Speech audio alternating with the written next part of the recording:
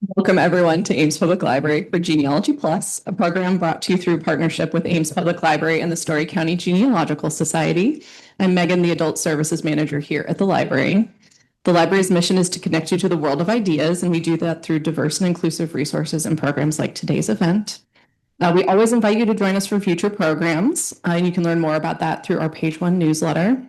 I also just want to note that we have a lot of German immigration resources in our genealogy reference collection upstairs. So if you haven't taken a look at the genealogy reference collection lately, I was looking through the catalog this morning to find books to bring down to put on display. And lo and behold, there's a whole bunch of stuff in that reference collection. So make sure to check that out if you're interested in German immigration.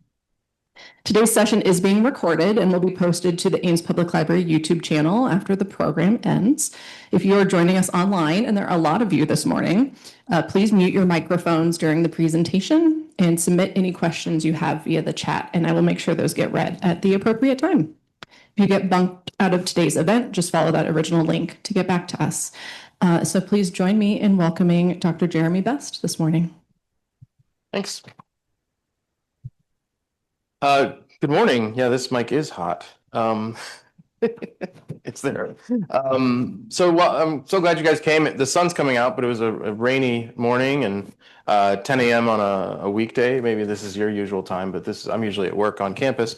I guess I'll introduce myself. I'm Jeremy Best. I'm an associate professor of history at Iowa State University, where I teach courses on the history of Germany, history of Europe, history of the Holocaust, and history of racial violence in the wider global history. A side note, I'm also one of the founding faculty members of the new game design major there, and so I teach in that program. This talk, I was asked to do this a year ago, and I was in Germany, so I'm glad that people decided to have me come now. I suspect that some of this story will be familiar to you through family history or through maybe your own research. But I hope that I can give you a different perspective or some new ways to think about the disappearance of German Iowans. I was talking to one of the folks here, and she said her German Iowans never disappeared. Well, I think maybe there's a case to be made that while they didn't disappear, their presence did dissipate in a lot of ways. So let me start, though, by talking about a different group of immigrants. This is about just under a month ago, millions of Americans remembered their Irish ancestry, real or imagined, and celebrated with parades, green clothing, and in many cases, doses of green beer and Irish whiskey. This is from St. Wenceslas's Church in Iowa City. This is a stained glass image of St. Patrick, the patron saint of Ireland, and he's reputed to have baptized thousands, ordained new priests, converted wealthy women and sons of kings, to have brought Christianity to the island of Ireland. His legends include raising the shamrock, there he is holding it in his right hand, as a symbol of Irish Christianity, and probably the most unusual, of banishing all snakes from Ireland, one of these sort of miracles that he did. As part of the commemoration of his day, we also saw many of these guys. The leprechaun is a sort of fairy. You probably know that. A little bearded man with a coat and hat. Before the 20th century, as a side note, it was actually generally agreed that the leprechaun wore red, not green. That then, I think in the St. Patrick's Day Ireland transformation, he was put into green clothes. Prone to mischief, prone to trickery, spend their time mending shoes and hiding pots of gold somewhere. Right? This is something very familiar to us. The chances are that even if you don't have a spot of Irishness in your personal or family background, you know something about St. Patrick and the leprechauns. You have celebrated St. Patrick's Day in some way, whether it was actually going out and drinking or whether it was wearing a green shirt on that day, or perhaps if you're Northern Irish, you might wear an orange on that day to try and start a fight. Right? But this is a very familiar thing to Americans. Irish American identity is deeply embedded in American culture. Regardless of how many people are actually Irish American, you are familiar with this. It's a very firm place in American culture. On the other hand, does anybody know St. Boniface? Maybe you've heard of him. Well, it's a funny name, so perhaps you have. but you probably don't know much about him. You don't know, probably knew St. Patrick banished the snakes and that he was the Irish saint. St. Boniface is the patron saint of Germany. He has many things in common with St. Patrick because historically, St. Boniface reaches Germany about the same time St. Patrick reaches Ireland in this sort of late antiquity, early medieval period when Christianity and missionaries, these are missionaries going into these pagan spaces and trying to convert Christians. And this is the time of basically they target kings and chiefs and they get these huge numbers of conversions, right? Because the leadership says, this is what we're doing now. St. Boniface's story is similar to St. Patrick's. Both of them are from Britain, from Roman Britain, or from, actually after, it's no longer Roman, but from that sort of lineage. That's how Christianity got there. And he traveled to Germany in the very early Middle Ages as a missionary. That is the early 8th century. And like Patrick, he served as a bishop, and he established the Roman Church in Germany. He also has certain legends. It is said that early in his mission in central Germany, Boniface and his retinue chopped down the sacred Donar's oak. Donar, spelled D-O-N-A-R. Donar being another version of the name of Thor. Right? That this is a Germanic god of weather, of thunder, of lightning, of power, and that it's said that in his work, Boniface chopped down that sacred Donar's oak. And it's said that after he did this, the pagans all stood there and waited to see what would happen. And they waited, and they waited, because they venerated that tree. That was the site of worship. This is what the myth says, the worship of this pagan god. And when Boniface was not struck down by lightning, they all converted Christianity on the spot. At least that's the story. There are other, similar great acts. This is very common in the sort of Christian mythology about the spreading of Christianity to other places, right? That these other belief systems are false, and the Christian guy shows up and he does something to prove it, and then everyone is taken by the glory of Christ. I don't offer that as a satire. I mean, that is sort of the narrative. Some traditions also credit St. Boniface with inventing the Christmas tree and the Advent wreath. These very, very iconic German Christmas traditions. Of course, those are pagan rituals or holdovers from pagan Yuletide celebrations that St. Boniface certainly didn't invent, but perhaps he did do the kind of thing that missionaries did, which was co-opt an old system and make it something else. Right? Tell people that tree isn't about sustaining light in the darkness, that tree is about the everlasting life of Jesus, right? That kind of storytelling. So St. Boniface and St. Patrick, they have these things in common. We can also talk about a kobold. So what is a kobold? I think it's even less likely that anyone here recognizes this little guy or these little guys, the kobold. Unless you play Dungeons and Dragons, you've probably never heard this word. Unless you've heard it in some sort of long list of fairies. The kobold is a house spirit. These are in the fairy traditions of pre-Christian Europe that persist down the line. There are lots of different spirits that live, and house spirits of a particular kind, they secretly live in your house, and they do all kinds of things. Some of them are spirits that will curdle your milk if you leave it out. Some of them are, if you know the story of the shoemaker and the elves and the shoemaker, those are house spirits who, wake up in the middle of the night, they repair the shoes and make shoes for him because he's a kindly old man. Well, a kobold is a human-like figure about the size of a small child. The image on the left is the closest thing that I could find that was a historical image. Like the leprechaun, their nature is ambivalent. Sometimes they perform domestic chores, but in other cases they carry out malicious tricks. These are a figure of German mythology. This sprite was likely a version of pagan household deities. They come in 3 varieties.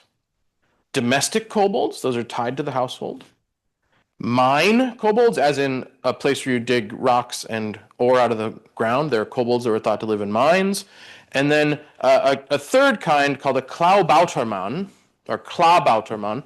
This is an image from 1885. A Klabautermann was a kobold that lived on ships and generally aided the crew. In every case, the kobold's treatment was dependent upon his treatment by humans. Right? If they're kind to him, then he is kind and helpful, or at least neutral. If they are unkind to the kobold, in lots of ways, this is sort of fairy mythology, right? You don't even necessarily know if you're doing something you shouldn't be doing. You might be punished. These examples of German culture, I share them because they're not lacking in similarities to those very familiar Irish things that you knew about, that you are very familiar with, because they are deeply embedded in American culture. And these are somewhat parallel, right? St. Boniface, there are churches to St. Boniface in the United States, right? But they are not nearly as well known as the St. Patrick's cathedrals all over the place, etc. And there are kobolds, they persist in Dungeons and Dragons, but that's because the designers of Dungeons and Dragons were super deep nerds about mythology and wanted to find all kinds of creatures to include.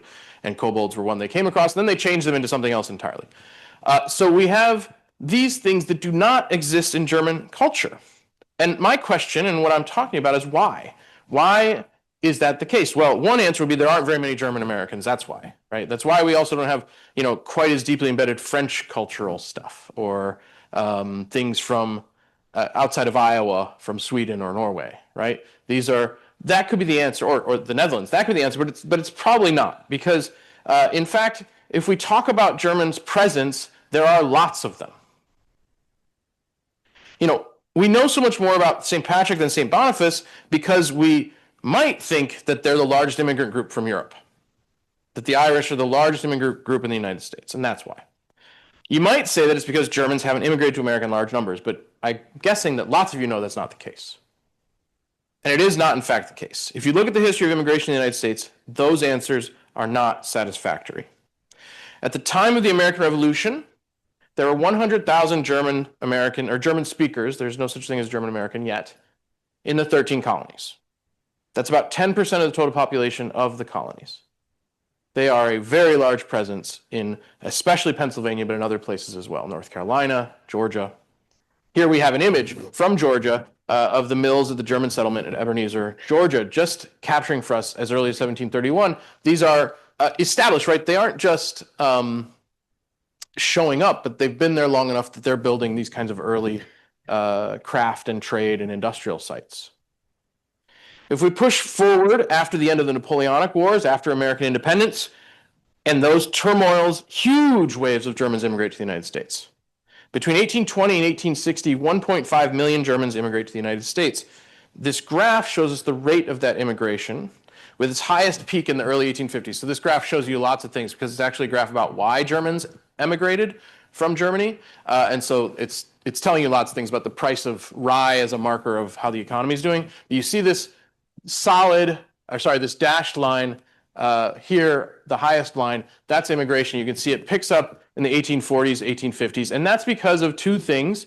One, in Germany, there's an economic crisis starting in the 1830s that persists through the 1840s and 50s. One of the things that happens is the economy is growing really fast, early industrialization. More people have enough food to feed their children are growing up, and there's real pressure on land. Because in most parts of Germany, inheritance was split amongst sons. And so if you split land, some of you grew up in farms probably, if you split land, at some point you become unable to have a farm, right? It becomes unviable as a place to live, either to feed yourself or more importantly, to make money, to live beyond just feeding yourself. And so a lot of Germans have to leave for that reason. The other reason is in 1848, and again, this actually goes back to 1830s, there's a lot of political turmoil in Germany. There are rising movements of liberals and revolutionaries who want to impose or develop democratic structures, and they are opposed by conservatives and by the monarchy.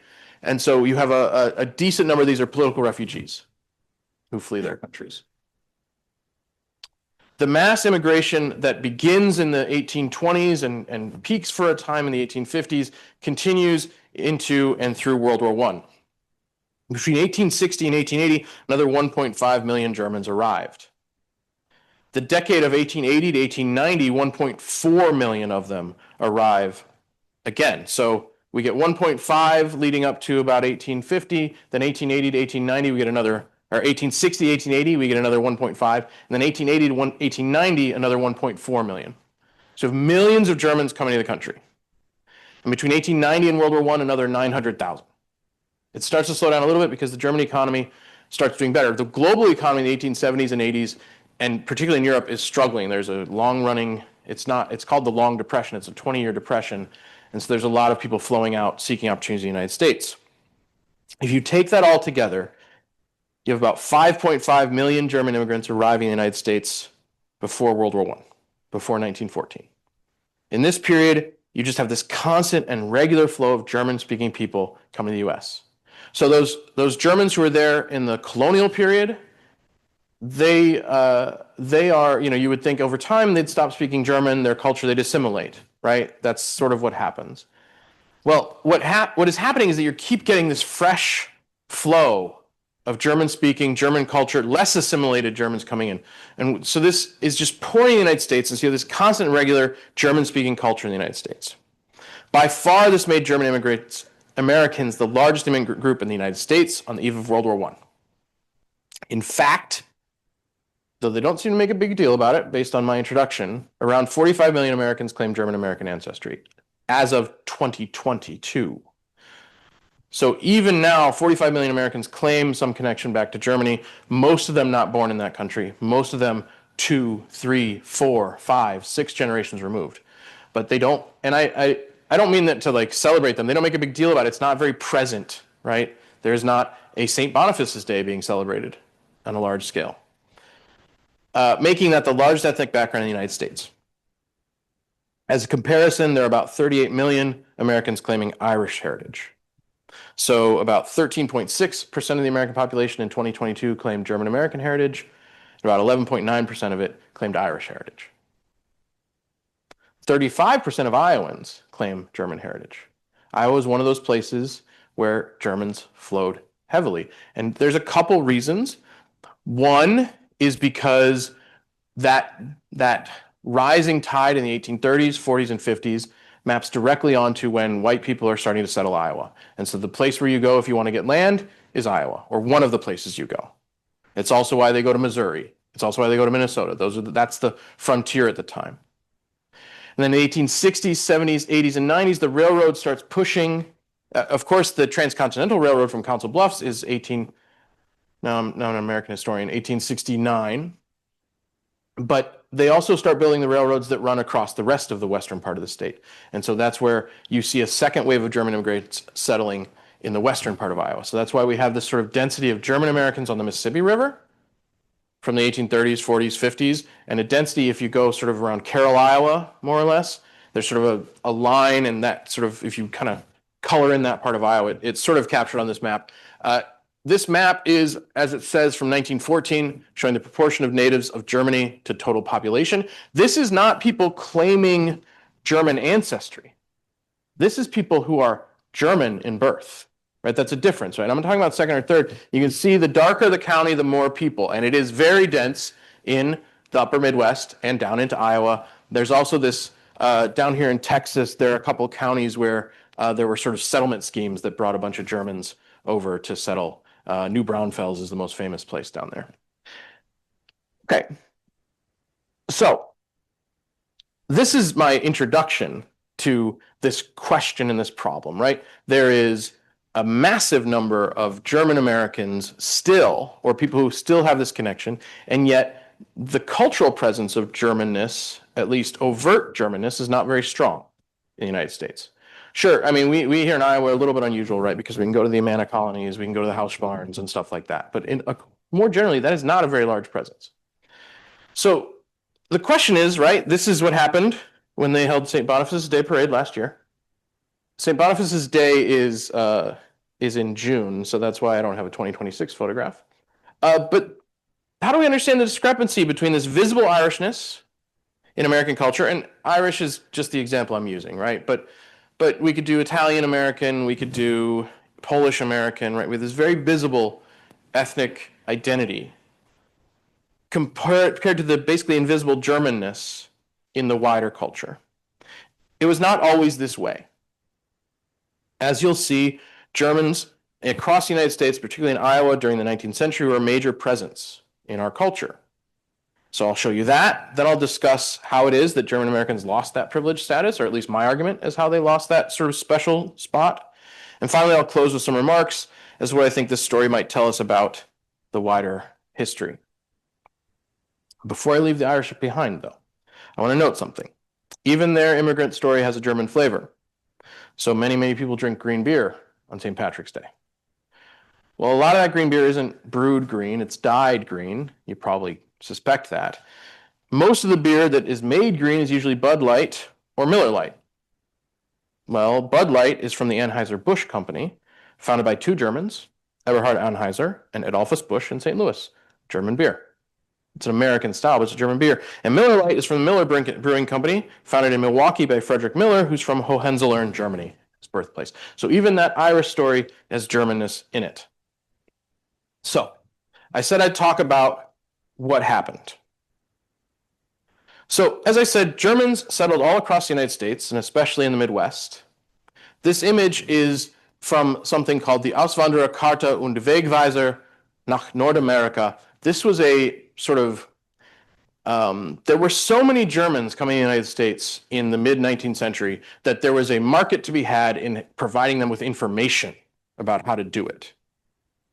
So this printer, his name's down here, Gotthof Zimmermann, produces this map. It's not an accurate map per se. Obviously, it condenses the Atlantic Ocean, but this informational map to help Germans plan their journey to the United States. And you can see sort of the routes up in the upper right. That's Deutschland right there.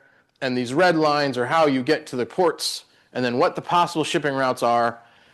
Many, many ships going to Boston, New York, Baltimore, and then this particular route, not an uncommon route, around Florida to New Orleans, where then immigrants would catch a steamboat or a riverboat north to the places where they knew Germans were living.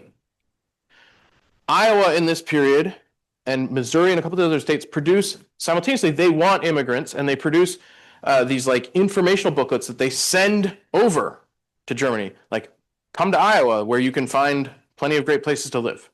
They write those in, there's one done in German, they do one in Czech, they do ones, they sort of proliferate these. So in 1853, this immigrants route and map to North America included European departure ports, as I mentioned, shipping routes, landing places in America, land and water routes from the landing places. The dark red lines on land are railroads at the time. And so they are helping you find your way. The travel distances between the major American locales are measured in German hours, which was a different unit at the time. They are measured, and the fare cost, how much you would pay to travel, is not put in dollars. It's translated into Rhenish Guilder and Thaler, which was the most common coinage of Germany. So this is a document created, and this Zimmermann, this is an expensive map for the time. This is in multiple colors, right? You don't do this if you don't think there's a market for this. And that's because so many Germans, again, are taking this route. German communities were so dense and so regularly fed by new immigrants in the 19th century that Germans continued to live their lives in the German language and establish communities around that heritage. So what you end up with, I have another data point. In 1900, there were 34 German language newspapers being published in Iowa alone. And this count does not include the religiously affiliated newspapers, of which there were a handful more. So there is a educated, literate community of Germans who want to continue to live in German in Iowa. And they are settling here, and they don't need to give up German language life. They don't have to give up German culture in lots of ways. They tend to build clubs, the kind of clubs they knew in Germany. So they build these Vereine, which are sort of like, Germans are, Germany, and even now, is a culture built around sort of like associations, right? So you join a Verein for whatever your hobby is. So you might have, there's lots of singing clubs, there's literary clubs, there's sports clubs, and that's how you organize social life. It would be like if everyone in the United States had to join, or didn't had to, but the way you did it was you joined a Lions Club or something like that to socialize at all, right? That was how it was organized at the time. And in the United States, they set those up too. So there's a lot of these Verein around. I'm calling them a model minority because in many ways, German Americans did not assimilate in a sense that they gave up their language and their culture, but they integrated in the wider society in a number of ways. Economically, German Americans cleared much of Iowa's land, built farms, established businesses, and built up the economy of the state. And in so doing, it was frequently German immigrants who benefited from the displacement of the Meskwaki, the Sauk, the Iowa, the Potawatomi, and the Winnebago. It was often the first people on the land that was then had been taken from those Native Americans were Germans. And in fact, the Dakota War, during the Civil War in 1861-62, in which the Dakota attack New Ulm up in Minnesota, those are Germans that they're attacking. The conflict is with German immigrants who represent the American sort of expansion, right? But there's all kinds of complexity behind that of that relationship. Germans settled many of Iowa's major towns and cities, the Quad Cities, Burlington, and Dubuque on the Mississippi. In fact, in the basically all of the 19th century after the Civil War, you could travel from St. Paul, Minnesota down to St. Louis, Mississippi, and you are basically on a German river. These communities all along that river are dominated by Germans. They are the most prosperous people, German Americans, we can call them. I'm calling them Germans as a shorthand, but they are the most prosperous. They tend to lead the government. They tend to be in the political positions of power economically. They tend to own land. These are German places. And so there's a anecdote about a traveler who comes to the United States from Germany, and he writes this like travel log, and he gets on the Mississippi down in New Orleans. And once he gets to St. Louis, he basically says he never spoke English again as he traveled northward, because there were just so many Germans living in a sort of German context. They built the neighborhoods and the main streets of these towns. They founded banks, businesses, industries, and by 1880, there were 130 breweries in Iowa run by the Germans, or mostly Germans. Sometimes so here's a little side note, Bohemians are sometimes Czech speaking, or even Slovak speaking, because at the time there wasn't a lot of differentiation. But Bohemians also can be German speaking at the time. So some of those Bohemian spots are German spots, and some of those Czech spots are Czech spots. That's not to take away anything from the Czech identity, but that's the word doesn't mean what it meant, or didn't mean what it means now. Culturally, German immigrants built their churches, Catholic and Protestant, and synagogues. Most of the Jews in America before 1880 are German speakers, or had been German speakers, from Central Europe, who mostly came to the United States for the same reasons non-Jewish Germans came. Economic hardship in Germany, political freedom, religious freedom. They came and they built their synagogues. Often these communities of German Jewish people, their Jewishness was noted by the people outside the community, we'll call them Yankees as shorthand for everybody which is what in Iowa they called settlers who weren't immigrants from foreign countries. They called them Yankees often. They called themselves that too. These Jewish communities, the Jewishness was noted, but they were generally lumped in with the Germans. Right? These are Germans, and they tended to culturally live alongside the Germans, not leaving behind the prejudices and difficulties of back home, but in the American context, certainly a whole different. Right? They're all strangers in a new place, and so I think that dissolved some of that trouble. German Iowans were able to live their lives in Iowa as bilingual, bicultural citizens, largely unmolested for that. Both because of their economic and political power, but also because of the culture of the time, that there were so many kinds of immigrants, so many people didn't speak English as their first language, that it was not unusual to live in this way. And Iowa, again, so you take that part everywhere in Iowa where there's so much presence, so much prosperity, so much power, that German Americanness was a two-language life. And you could be born in the United States, we have second and third generation German Americans whose first language is German. They are usually highly fluent in English, right? They are just as fluent in English. They're born here and live here, but that bilingual culture persists beyond the point at which someone came from that language. They absolutely assimilated in many, many ways. Language and certain cultural practices, but in so many other ways, they built businesses. The Catholic churches they build, the Protestant churches they build, less so the Protestant churches, are part of the larger structure. So this is a story that challenges some of our notions of how the so-called melting pot can break people down. They are assimilated, but they are maintaining a bicultural existence. And so where did this all go? What happened? And before I was talking, someone suggested they might have a suspicion as to what happened, and maybe you already know, but I think I can add some more to the story for you. What happened was World War I. Now, when World War I began, the United States is not involved. And in fact, the United States is neutral, officially neutral, and its sympathies are not as strong as you think they would be towards one side or the other. In part because there are so many German Americans here, but there are also so many other people from countries on both sides of the war. And so when World War I began, German Iowans were much like their countrymen. They may or may not have felt loyal to their place of origin or their ancestral place of origin. They may or may not have spoken in favor of one side or the other in the war, depending on their individual views. There was no collective German pro-Germany position. Remember, some of them, their heritage was sort of political refugees or religious refugees from that old system. And while the Germany of 1914 wasn't the Germany that they had left behind, it still had some of those pieces left in place. But most universally, what they did support was America's neutrality. German Americans, generally speaking, were not clamoring for the United States to join in on the side of the Germans. They're not clamoring to join in on the side of anybody.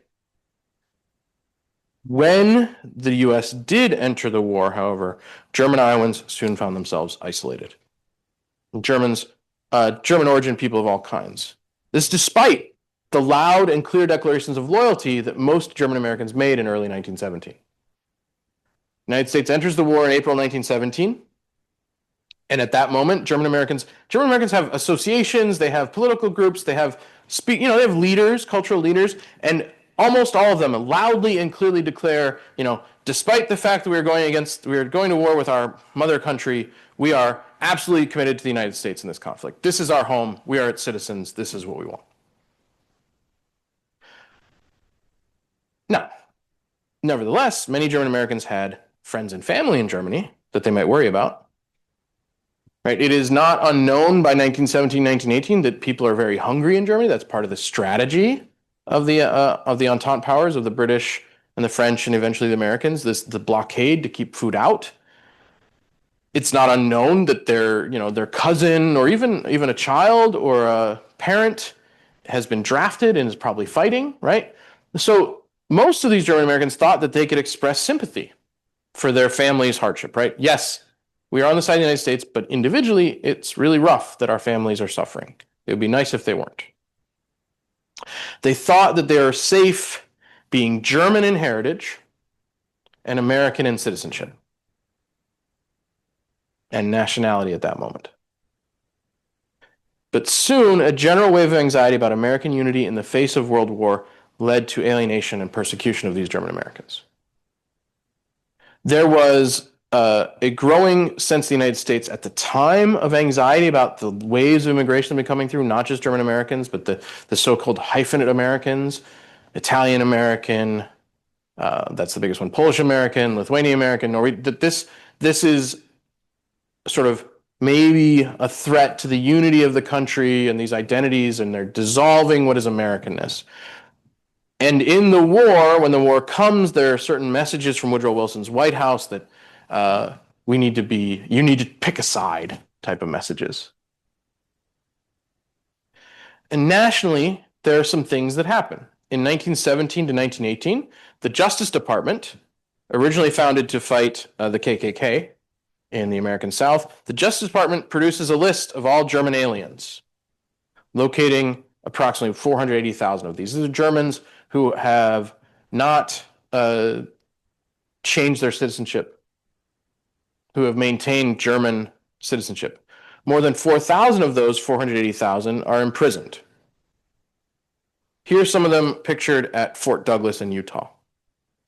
So there's a list created, and then some of them are imprisoned. The ones who are in prison tended to be folks identified according to the Justice Department as particularly dangerous or risky to have. So some of them are military officers caught on vacation or whatever, sort of people caught in the wrong place.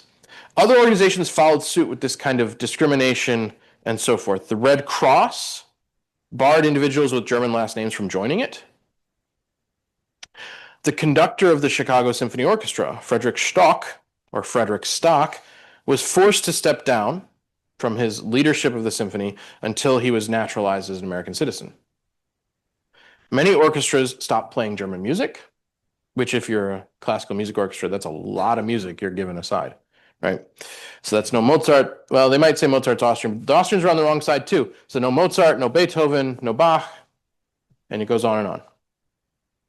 The conductor and 29 members of the Boston Symphony Orchestra were interned at Fort Oglethorpe in Georgia for a time. So on a national level, there is a sort of wave of anti-German sentiment. Sort of for us in a much, it's a smaller scale, and the level of discomfort, unpleasantness here, I don't want to diminish any individual person's unpleasantness in this moment in 1917, but it gives us a preview of what happens to Japanese Americans during World War II. And that experience is far more extreme, right? And we see in that one, actually, we can see some different notions of racial identity, right? That Germans aren't as potentially bad as Japanese Americans. And so Japanese Americans, of course, en masse, all of them, as much as was possible, were interned. Towns across the country also changed their names from German names to more so-called patriotic names. For example, Berlin, Iowa became Lincoln, Iowa. Here you see it on the 1916 plat in Tama County. There it is, Berlin right there. It is a very small town. Has anyone ever been through Berlin, Iowa? I went there because I wanted to know what Berlin Island was. It is like maybe 20 houses at this point. And it's now Lincoln, Iowa, so it's not Berlin anymore. The German Savings Bank don't pretend you didn't see that. The German Savings Bank in Davenport, Iowa, the largest bank in the state in 1916, changed its name to the American Commercial and Savings Bank. So you notice, like, drop the German and make sure you get American in there, right? American Commercial and Savings Bank. The German American Savings Bank of Dubuque, founded in 1912, renamed itself the American Trust and Savings Bank in 1918. In what was once Berlin, Iowa, but as of 1917 is Lincoln, Iowa, the German Savings Bank changed its name to the Lincoln Savings Bank. When I first moved here to Ames, Lincoln Savings Bank had my mortgage, the first mortgage. And so maybe some of you have done business with Lincoln Savings Bank. What was interesting to me is that when I looked into it at the time, they made no mention of this change of name. And they made lots of claims about their history. We're a bank with a long history. That's why we're called Lincoln Savings Bank. You know, we are deeply embedded in our history. Since then, they've updated their history. I looked before I came because I wanted to share that, but now I'm sharing it anyway. But since then, they've updated their page and they say that we were the German American Savings Bank in 1917, or German Savings Bank. In total, 21 banks in the state eliminated the word German from their names in 1918. And I want to take a note here. At the time, around 1917, 1918, banking was much more localized, right? We didn't have the mega huge super banks that we have or the large regional banks that we have. It was much more localized, so there were a lot more banks that were independent of each other. But it also tells us, though, that there was a customer base that wanted a bank that identified itself as German, and that there were lots of them. So both that there were customers who wanted to do banking with Germans, but also that there was a capacity to make such a bank, right? That there was enough capital and financial capacity. So it's another piece of evidence of the sort of German wealth, the wealth of German Americans at the time. In towns across the state, eliminated German street names from their town plans. Some families changed their names to avoid discrimination. And that's a little precursor of my argument is what happened to the German Americans. It's not, most of them didn't change their names, but some did. The people of Schleswig, or in Iowa, it's Schleswig or Schleswig in Crawford County, and Holstein in Ida County, they voted against changing their town name. The identity, the strength of the sort of like whatever was going on there, I haven't gone into the weeds of what exactly played out. Despite this, local officials replaced the town's names on train schedules with numbers. It's just, it's a silly thing, but that's what, right? This is the climate. And again, this is bad and this is unpleasant. It doesn't stack up to other kinds of discrimination. I want to be clear, it doesn't stack up to many other kinds of discrimination, but it shows us that it can hit all kinds of places. Perhaps most ridiculously, even some words were changed. Some of you were probably around, I'm guessing, after September 11th and after the Iraq War, when the United States went and became quite unpopular with many of its allies. And for a time, they stopped calling French fries, and they renamed them Liberty Fries or Freedom Fries, that's right, and other things. Well, in 1917-18, in many places, sauerkraut became Liberty cabbage. German measles, which I know more as rubella, but it was called German, the names were both exist at the time, became Liberty measles, which is like sort of a little bit like, wouldn't you want to have the bad thing stay that way? Hamburgers became Liberty sandwiches, and dachshunds became Liberty pups. We go back to the national level. The anti-German sentiment was fed by the Committee on Public Information. This was a propaganda organization put together by the federal government. Propaganda isn't always bad information. It isn't always, we tend to, but it can just simply be public information meant to shape opinion. And so this is, although I'm not saying this is good information, but the Committee on Public Information produced all kinds of recruiting materials, national loyalty materials, information, this kind of posters that we also know from World War II, like that sort of stuff. And they produced a wave of propaganda to convince Americans to fight, and a constant theme was images depicting the German enemy as brutish, vicious, and rapacious.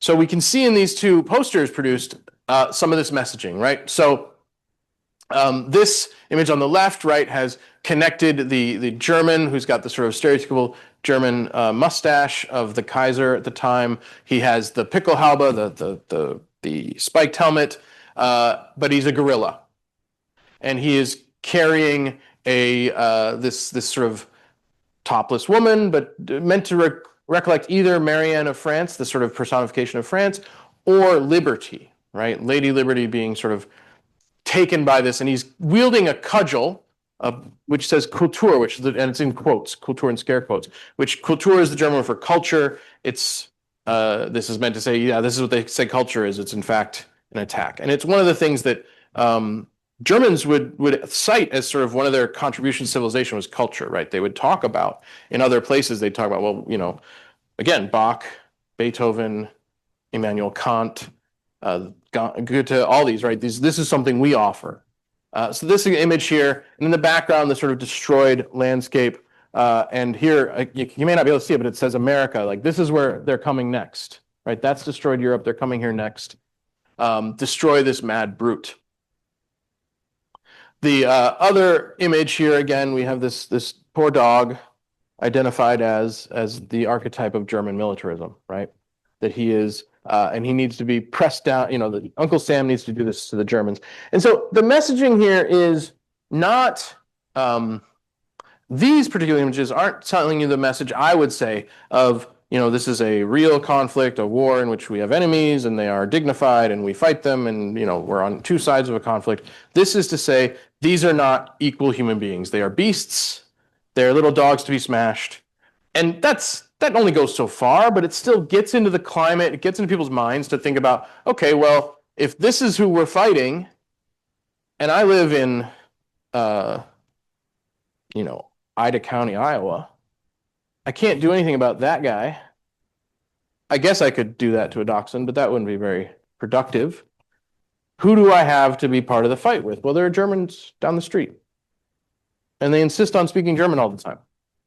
And that part of me that, you know, the part of people, all people that's a little uncomfortable with people that are different, a little, hopefully not too much, gets inflamed. And in the 1917s and 1918 days, it wasn't like now where we're reminded that that's a bad thing to be. Right? Insider, outsider stuff is not nearly as problematic to these folks. And so the most extreme expression of this sentiment takes place in Collinsville, Illinois. So not far. Collinsville, Illinois, which is in it's now caught up in the suburbs of St. Louis. It's right near East St. Louis. It's a coal mining town. And in Collinsville, Illinois, on May 5th, 1918, a man named Robert Prager, German-born, is accused of being a spy, accused of doing all kinds of things. He's to protect him, he's put in the jail. And that day, a mob drags him out and lynches him. This is the only example that we have of a innocent person murdered in this sort of anti-German energy. That's good news, right? It's not so terrible. But something to contextualize a little bit is that Collinsville, right there near St. Louis, the area is one of considerable racialized and ethnic violence during the war years. So Robert Prager is lynched for being a German. 1 year earlier, in 1917, right as the United States enters the war, white mobs attacked black residents of East St. Louis, killing at least 40 people and possibly as many as 200 in these attacks. Some white people are killed. These are killed in self-defense acts by the black community. This is why I bring that up as an example of how these spaces where one kind of prejudice can fire people up often just sort of rebounds into others. Iowa was a site not of as much violence, but of some of the worst paranoia about what German Iowans were up to. On May 23, 1918, the Republican Governor William L. Harding issued a proclamation banning the use of languages other than English in, quote, public or private schools, in public conversations, on trains, over the telephone, at all meetings, and in all religious services. This proclamation came to be called the Babel Proclamation. And in this, now there were, it says any language other than English, and so there are other groups that are caught up in this, but it's very clear that this is about German Americans and maybe some of the people from the Austro-Hungarian Empire, different communities from there. But it's really about the German Iowans. Harding claimed that he had knowledge that pro-German propaganda and plots against the federal government were being spread through Iowa by foreign language-speaking agents. There's no evidence to support this. There was no conspiracy in Iowa. The first resistance came from religious groups, including the state's Czech, Danish, Norwegian, and Dutch immigrant communities, but the German community was the major target. A number of pastors of German churches in the state were harassed when they refused to observe the order. Reverend Baushoff at the German Evangelical Church in Denver, Bremer County, near Cedar Falls and Waterloo, continued to preach in German. Part of his point was both, probably this wasn't fair, but also that many of his parishioners didn't speak English well enough for him to preach only in English. So he couldn't do his job as a pastor. He couldn't do that work. He was visited by the authorities and signed a statement saying he would comply with the proclamation. He was threatened. Reverend Menoch, this is a strangely spelled German, Menoch, a Lutheran pastor in Alta, which is near Storm Lake, did not speak enough English himself and refused to leave his position to study the language. This became public. A board of military affairs, the sort of like localized war policy, visited him. They actually summoned him to their meeting, and they extracted a promise from him that he would be, quote, good. 4 women in Scott County who spoke German on the telephone were fined $255 for doing so. That's over $5,500 in today's money, for uttering a few sentences in their everyday language. In a tractor factory in Rock Island, an employee was forced by his coworkers to kneel and kiss an American flag because he allegedly claimed Woodrow Wilson was a coward and Germany was better than America. He was then suspended indefinitely from his job. In communities across the state, local authorities removed German books from circulation, and in many cases burned those books. In Scott County, students at Davenport High School burned over 500 books. Anti-German sentiment led mobs to vandalize German homes and businesses, vigilante courts to bring offenders up on extra-legal charges, and vicious threats. There is evidence that the Liberty Loans was the big way the United States paid for the war. You were supposed to buy a loan, right? It was a bond-raising effort. There's evidence that across Iowa, the Liberty Loan folks would show up at your farm, and if they felt like you weren't giving enough, they would pressure you to give more. They say, you just built that barn. You surely have more money to buy more Liberty bonds. And this happened to lots and lots of people, but certainly the Germans are getting this even more than everybody else. This is not a war policy or time where people are encouraged to think alternatively or live differently.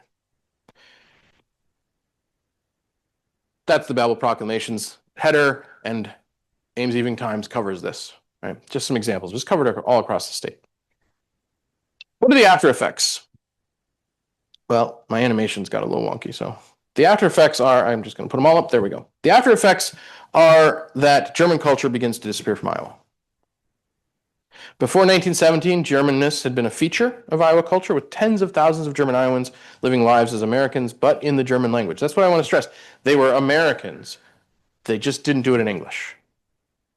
They did it in German. Many of them did in both. Because German Iowans were so firmly established in the state's economy, politics, and culture, when compelled to make a choice between that German language, that German cultural life, and Americanness, they had the resources and the security to step out of it. And so most of them simply did. They simply stopped speaking German. They renamed their banks. Some of them changed their names. They renamed their clubs. They stopped going to their clubs. They could just kind of, they're standing over here and they're German American, and because especially these are second and third generation, a lot of them, they're completely fluent in English. They're completely acclimatized to American culture. They could simply step over here and leave the Germanness over there, which is a unique privilege they had compared to many other immigrant groups that get attacked in this way, or people of immigrant origin. The success of these groups did not make it hard to do it. And these images go a long way to capture what was left behind. This is what's left of the Wasserbahn amusement park in the Amana colonies. This is what used to be the Iowa Reform, a newspaper in Davenport, and Eldridge Juncken Turnhalle. Turnhalles are one of those associations I talk about. Germans formed these things called Turnverein, which were like gymnastics clubs. They were for men who were interested in reform politics, interested in self-improvement, and they did gymnastics, but they also were social clubs. And so the way you knew that your German American community had established itself and had respectable, prosperous men who had time to do that kind of thing was you got a Turnhalle or a Turnverein. There's a really huge building in Milwaukee that's the Turnhalle for their society. It's now a concert venue, but this is the one at Eldridge Junction, the large white building, about 1909.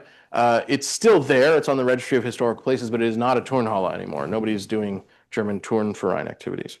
German culture did not disappear, as I said, but many German newspapers, German businesses, and German Iowans living as Germans simply stopped. The success of German immigrants in the state and beyond made that step out easy, at least practically. It was prudent to leave their Germanness behind. And so they stopped making it a big deal in their lives, generally speaking. They would continue to speak German at home, probably. They didn't stop doing that. They might, once the Babel Proclamation kind of subsided, they'd go back to church in German and that.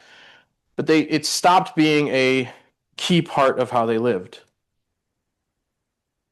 I'll close by offering some conclusions that I make from this history. So America has a long tradition of welcoming immigrants, but I'm not the first to note that it also has a long tradition of attacking its immigrant communities.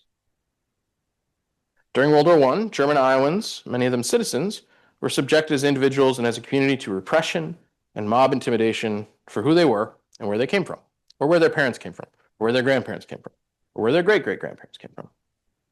And the assumption was made that they were un-American. Before the war, German Iowans had been a relatively privileged immigrant community. They had mostly avoided the discrimination that other immigrant groups did. So we all know probably the Irish immigrant experience was much more discriminated against from the beginning. Italian Americans endured much more discrimination. Many, many groups did. Germans mostly evaded that. Certainly by the late 19th century they had. And by even the 1850s, they were a prosperous and important part of the Iowa history. And like America, Iowa's always been a place of immigrants, and those immigrants have always contributed to building the state's culture, economy, and politics. But I would suggest something was lost in the forced, complete assimilation of Iowa's German community. That something like sauerkraut days was lost. And it's sort of a joke, and in fact, sauerkraut days still exists. Germania renamed itself to Lakota during the war. They canceled sauerkraut days for a couple years. They brought them back, but they did not hold sauerkraut days. And there are a couple other towns that have sauerkraut days. This is just a summer festival where you celebrate community and you get free sauerkraut and hot dogs. And this is an old thing because Germans have a rich history of community festivals, right? They have a long history of, Oktoberfest is the most famous kind. And Oktoberfest is a very specific one to Munich, but many, many, many communities all across Germany, if you go there at some point in the year, they have a harvest festival or a spring festival. They don't always call it that. So sauerkraut days is just another way of doing that. But they cancel it during World War I, and they cancel it again during World War II. I was surprised. I expected they'd renamed it, but they kept it. I think maybe at a certain point it became funny to have a sauerkraut days again, right? So, and that's a different story about how German danger has been domesticated by Americans. right? It's much more fun. It's beer and sausage and polka, well, not polka, but oompa music, etc. German Iowans were and are Americans. The evidence proves it. Claims that they were not true Americans at the time because they maintained their culture, were born of prejudice and rooted in baseless fears. Right? Notice in this picture of Sauerkraut Days from 1912, what do you see in the background? You see 3 giant American flags flying. These aren't German flags. They're not celebrating Sauerkraut Days as a German festival, although it's about their German heritage, but this is an American festival for them. Labeling people as foreigners doesn't make it true, especially when it contradicts the historical evidence. German Americans were fortunate that they had a relatively easy escape because many of them were bicultural and because they had resources. They could stop emphasizing their German identity. They could drop the German from German American and make that a more private thing. That's me. Thank you. I'll take questions. Did I go on too long? I mean, long? 1 minute, Sorry. I'll bring you a microphone. I'm sorry how long I was. Sorry, everybody. Should I turn this one off? Oh, for her. Okay. Oh, yeah. I was just curious about why German Americans had it easier than Irish or or Italians. Sure. Is it because they were more prosperous when they came? I would doubt it. No, I mean, some of them, there is the levels of destitution, my understanding that Irish immigrants and Italian immigrants came from were tended to be a bit worse, right? So German Americans were a little more likely to come with something. Even if that was just furniture or something like that, but that's something, right? You don't have to buy it or make it when you get there. But they also, there had been Germans here since the 18th century, and those Germans had sort of built themselves up a bit, and then those networks are available so that when the German Americans come in the 1830s and 1840s and 1850s, there is an existing network of German Americans they can join with. So resources are available, connections, opportunities. We see a lot of sort of chain migration, right? Families coming. So, the younger brother comes or the older brother comes, and then they make it, and, you keep adding resources to the mix. Some of it is also, I would argue that I mentioned these political refugees that come in the 1830s, 40s, 50s.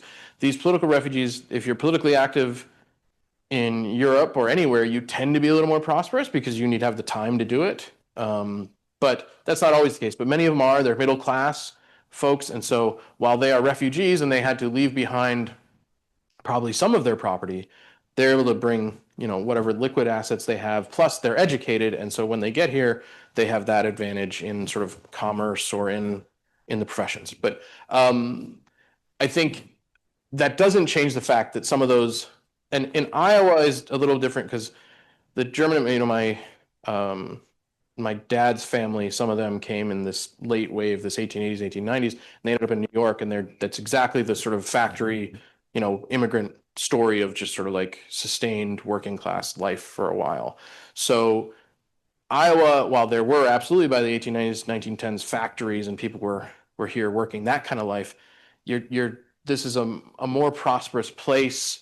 The sort of small town commerce is a place where you can make a decent living. A farm is a viable way to get by for a while. Like there's more opportunity, I think. But this is a space where a American historian of immigration would be stronger than a German historian of German Americans, right? But I think that's probably part of the story.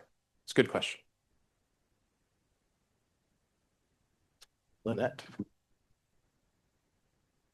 So was your surname changed, the spelling or something? Not that I know of, no.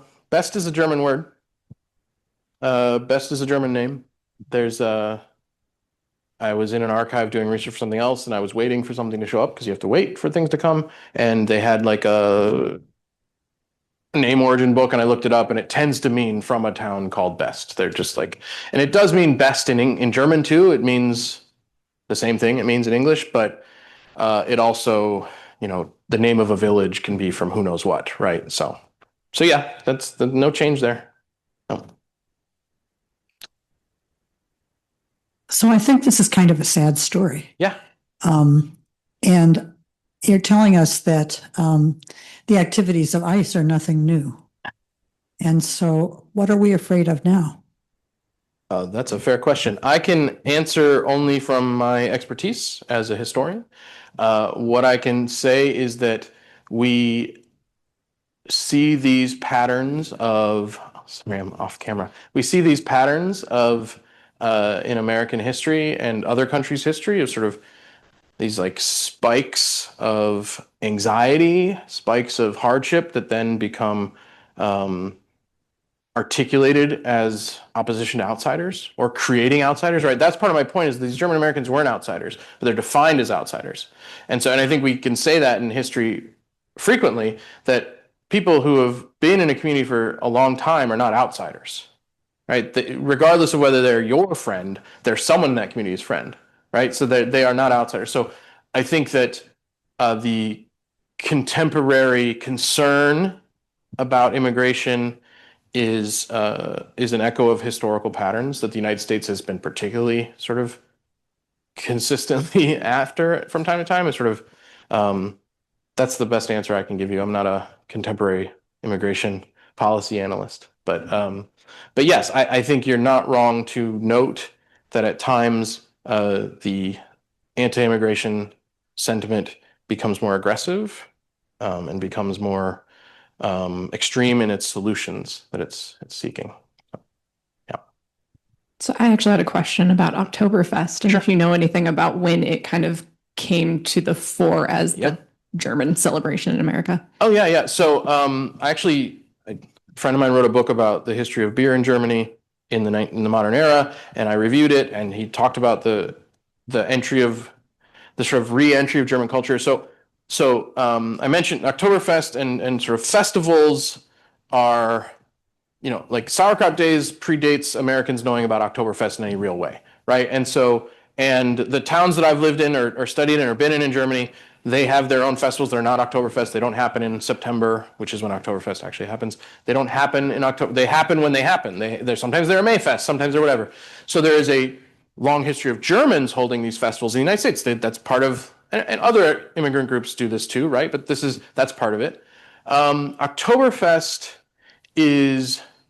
becomes so right after World War II, part of Germany's sort of economic program and attempt to remake itself is to sell a different version of Germany to the United States. And the United States is also interested in the German like the sort of things like commerce boards and trade organizations are interested in that too.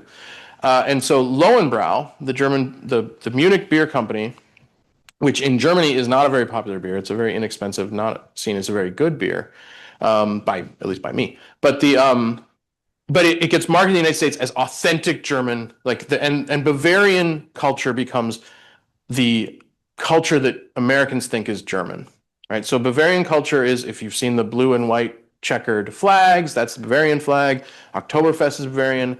The style of beer that Lowenbrau, that style of beer is Bavarian. It is not the only kind of beer that Germans make.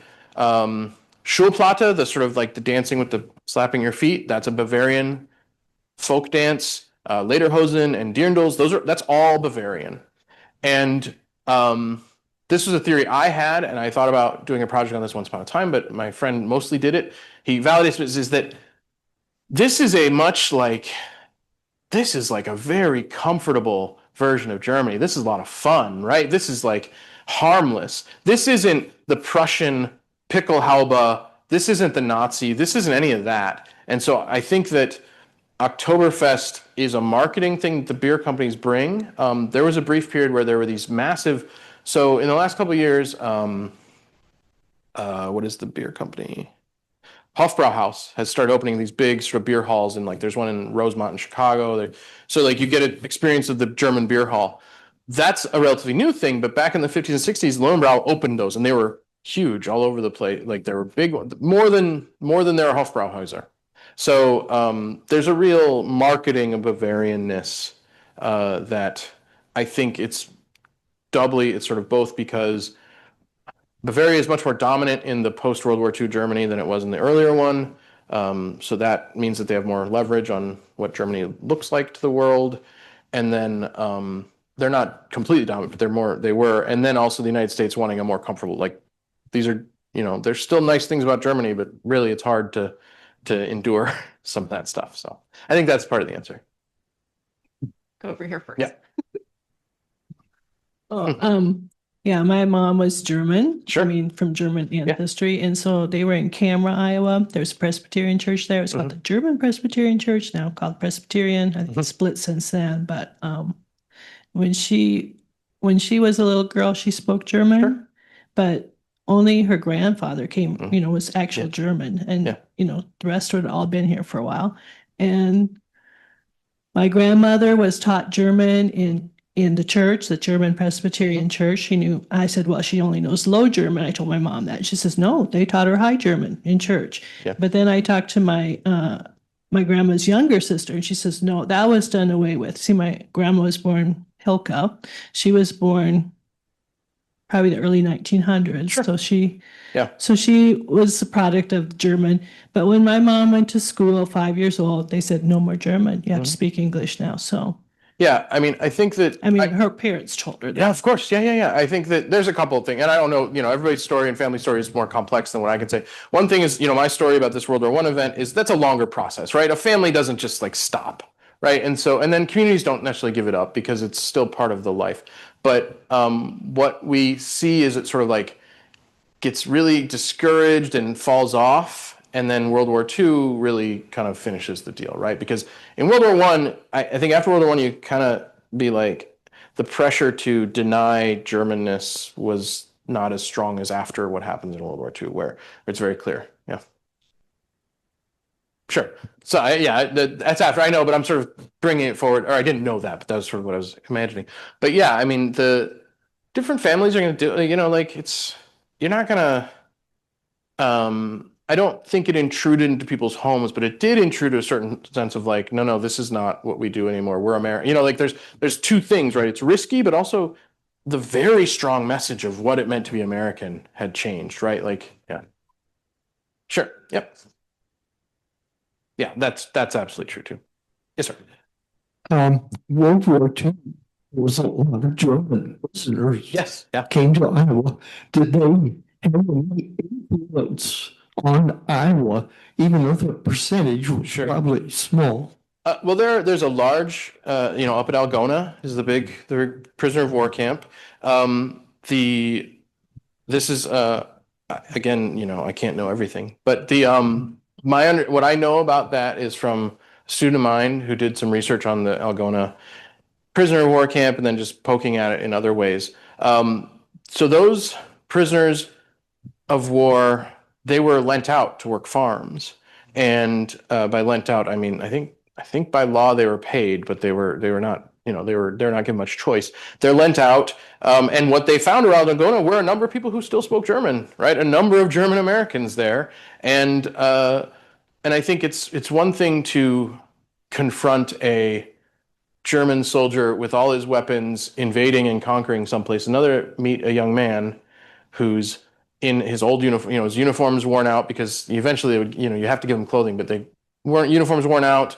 He's far from home. He's all these things. And so you get a lot of stories of really warm relationships at the time, which is a complicated thing to think about in retrospect, because you're sort of like, well, yes, of course, this is like a nice story of peace and love and, like humanity, but it's also knowing what I know about what the German army did during World War II, those young men were not innocent. Most soldiers are not innocent, but they were particularly, the entire military structure of Germany was problematic. But the influence is limited, I think. I don't think it leads to a longer persistence. I do think it helps us as a data point to say, yeah, there were still folks kind of living this way. And it's into the 70s before Germany stops being so Germany is the top country of origin for people entering the state of Iowa into the 70s. It's only then, I suspect, overtaken by various, probably East Asian and Latin American immigrants. But I don't know those. I don't know for sure. It may also just be that suddenly, a bunch of Italian people. I don't know. But the connection is there. But and then those young men are sent back, right? By law, they have to be sent back, or by international law. So I don't know. Sure, and I don't have trouble believing that. Certainly, Germany after World War II was not in great shape, and they knew Iowa. They met these folks like, oh, I can, It's an easy place. It's some of that. It's sort of a repeat of that. Like, why do so many people come to Iowa? Once it becomes a good place to be a German speaker, and then it sort of comes back for these men. Sure, for sure. Yeah, it's a good question. I just had a couple of thoughts in my head, but I'll try and keep it short. It's from Presbyterians and business families from Bavaria going to his hometown. It was all, everybody was polka. It was entirely different. Yeah. So that difference, and also the last name is Schwarzkopf, last name, and German. Said, well, that sounds Jewish. The suitcase with the Schwarzkopf.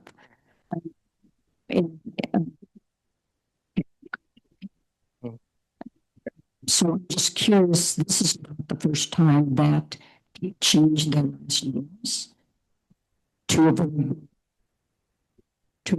Jewish or whatever. I'm curious about your comments. Sure. So the first part about sort of their Germany is, and historians of Germany more and more are wanting to emphasize the sort of regionalities of the country and its differences. And so there are cultural differences worth noting. Both of you mentioned Presbyterian. There isn't really a German Presbyterian church in Germany, so I'm wondering if they were Reform, and when they came to the United States, well, similar, but there's a German Reform, and that they joined and then they kind of got called Presbyterian to sort of like help people understand it.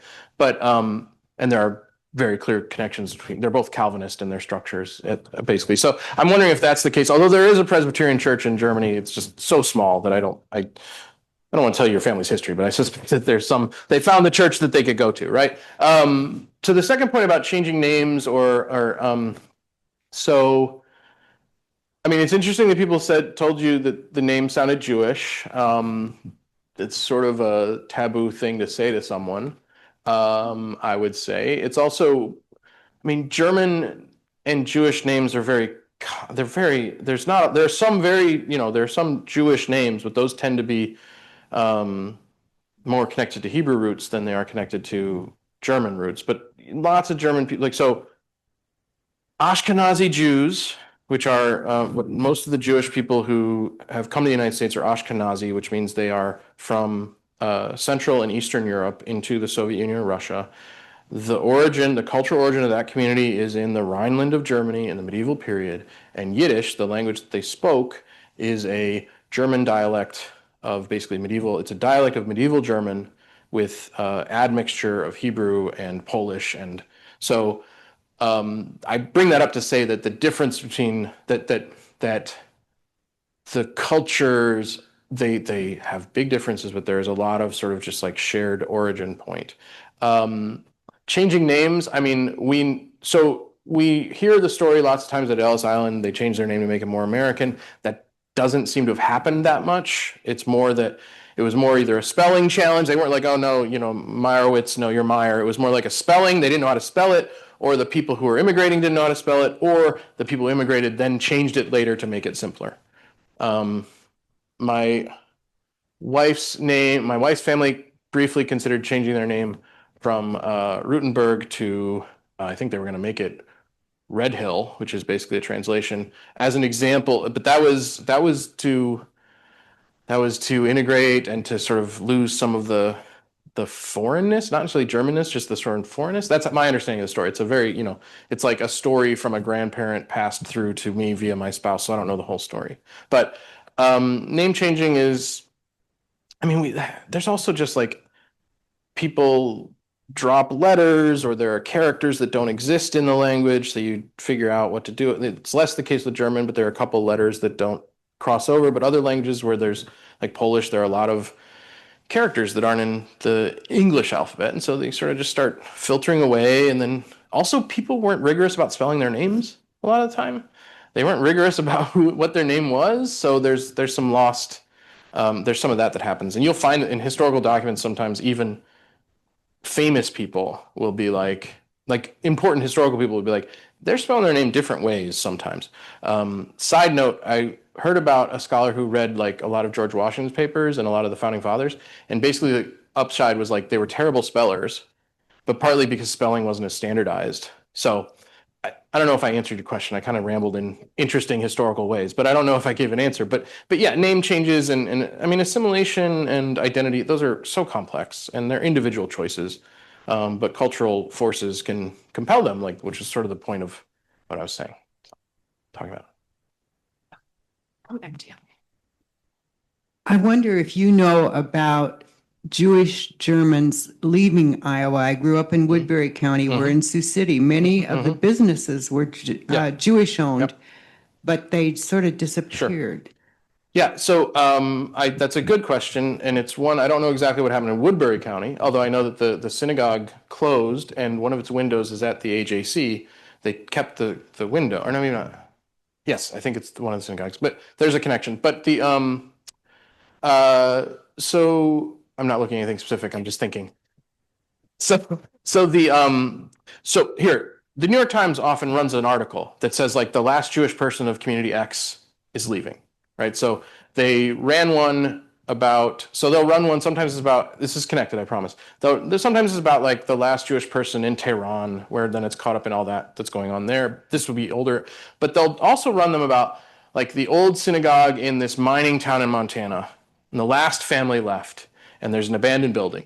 I have a friend who works for the Colorado Jewish Historical Society, Denver, and he does this project because all these mining towns, right? So why there are Jewish, German, or often Polish or other German, other Jewish communities in these places is that they showed up there with the wave of immigrants who were there to mine, right? And they showed up there, and they the same reason those towns are much smaller now, right? So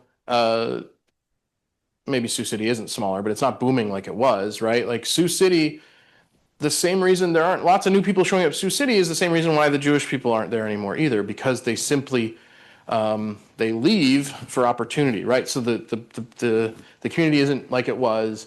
This example of the mining town in Montana is, you know, it had 10,000 people at one time, and it had a community of 100 Jewish people, and they had a synagogue, and then the town shrank because the mines closed down, and it shrank down to 2,000 people, and you know, those 8,000 non-Jewish people that left, we're not talking about the last of them, but because the Jewish community is very small, and then it does need a certain, I mean, to carry out services, you need a certain number of Jewish people present. That becomes a noteworthy, right? That and then you know, wanting to tell a story about sort of what's happening is urbanization. Really, people are re-urbanizing, but also less Jewish people moving, and in these circumstances, it's a whole more complicated thing than they're not being driven out usually. Maybe the Tehran story is a little different, but the others are. They're you know, their kids. It's the classic story of Iowa, right? Their kids grew up and there wasn't work for them, so they went somewhere else, and then the old folks are left behind, and this happens. So That's still true here. yes, that's what I'm saying. Yeah. My kids are in California. Yeah. Berlin, Because they got Lincoln, better Iowa, right? Like Lincoln, Iowa is even smaller than it was because folks can't, you know, there's no work. I read I think you know, it used to be a tradition of having in Sunday papers, they would have the local history Okay. thing. And so I would always read those. But there was a story one time about German men's singing groups in the Quad Cities and in Ottumwa. So is there any residue of these Yeah. singing groups? I would love to hear these groups. Oh, I don't know. I mean, that was what I was referring to. This is, you know, when you know, you're part of the sort of like sociability in one of these towns, and you're German, you're looking for what is your weekly club that you go to. And the Germans, one of the ones that was common was singing groups. And these are choirs and things like that. I think that those are probably not still around very much. I mean, there are choirs, you know, I mean, the one that's most noteworthy to me is the Des Moines Gay Men's Chorus, for example, right? But there are choir groups. There's Ames choir groups, and so et cetera, et cetera, et cetera. But that kind of sociability is much less common, right? Like men aren't joining choirs as much as they used to, and that Germanness of it would be gone, I would think. It's possible I'm wrong. It's possible in Davenport you could find the German Sängerverein, and they're still doing it, but I don't think so. This isn't Iowa, but in Omaha, there's a German American society, and they have a lot of continuing to exist clubs, including singing clubs. I just looked it up. Yeah. So yes, in the larger cities where, like in Chicago, Milwaukee, where there's I think some of it though is like there's still a little bit of fresh blood coming in, like in a place like Omaha is probably still drawing, a couple folks that are coming in. I think there's not to underestimate the connection of military spouses as well that bring some of this culture too, and family. So I don't know the Omaha one, but I'm not surprised in these bigger cities that have a history. And then people, I think that people are more interested now in their German heritage than they were for a while. I meet more people that want to maybe dig into it a bit more, but yeah. Great. Thank you very much. Oh, we have one more question. Question or just a comment? Sure. Okay, so we talk about how they had to stop speaking Mhm. German, even in the schools and all that. And I remember back, okay, I suppose it would have been in the 1960s when my older brother and sister were in high school. They taught German. Mhm. That was their foreign language. Mhm. So it's kind of funny how it's kind of come Yeah. full circle. But they couldn't speak with my grandpa because I don't know if grandpa was high or low, but they were teaching the opposite in the school. So Yeah, I mean, there's High German, which basically everybody learns in school. Low German might be just shorthand for various dialects. I mean, there's not anything formally called, unless you're talking about Plattdeutsch, which is a dialect from a particular part of the country. So Plattdeutsch, and one of the things as a High German learner and having been in different places, that like the dialects, when they're written, often they introduce letters that most German words, because they're trying to capture sort of accents and sounds. I studied abroad in Bavaria, and I have tiny little bits of Bayerish in what I say, and like tiny little bits of pronunciations. But the dialects are, the same way as in the U.S., right? Dialects and accents are dissipated as mass media and people move around more. But your family, you speak the language. Like my mother grew up in Indiana, and when she saw her family, she'd get back into Hoosier, and it comes back to you, right? But it's not. It doesn't. We grow up and we learn language and we speak with our peers and where we live, and it's sad in a way. Like it's sad to see these things go away. And I think this particular story is a really unpleasant way for it to happen. But some of this is things that just happen, right? We grow up the way we grow up, and sometimes a parent or a family member really wants to make a break from their past, and so they kind of cut it off, and sometimes it just doesn't stick around. Maybe somebody passes away and then the connection dissipates. So